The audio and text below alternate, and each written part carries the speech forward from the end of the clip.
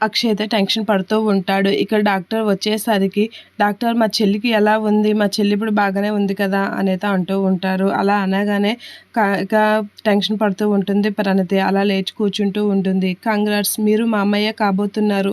మీ చెల్లి ప్రెగ్నెంట్" అని చెప్పేసి అయితే డాక్టర్ చెప్పేస్తూ ఉంటుంది. ఇక ప్రణతి అయితే షాక్ అవుతూ ఉంటుంది అక్షయ్‌కి నిజం తెలిసిందని.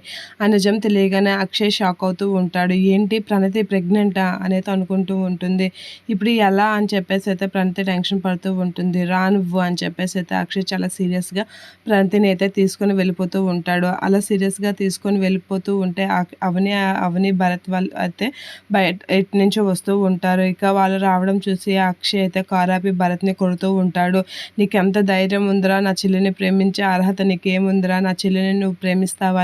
నా చెల్లి జీవితంతో నువ్వు ఆడుకుంటావా?" అని చెప్పేసి అయితే అక్షయ్ అయితే కొడుతూ ఉంటాడు భరత్‌ని. "ఏండి ఆగండి, అసలు నా తమ్ముడిని ఎందుకు కొడుతున్నారు? ఆగండి" అని చెప్పేసి అయితే అంటూ ఉంటాడు. ఇక అక్షయ్ అయితే ప్రణతి ప్రెగ్నెంట్ అనే విషయం తెలిసి భరత్‌ని అయితే కొడుతూ ఉంటాడు. కోపం తట్టుకోలేక భరత్‌ని అయితే చితగొడుతూ ఉంటాడు. "అసలు నా తమ్ముడిని ఎందుకు కొడుతున్నారు మీరు? అసలు మీరెందుకు కొడుతున్నారు?" అని గట్టిగా అడుగుతూ ఉంటుంది అవని.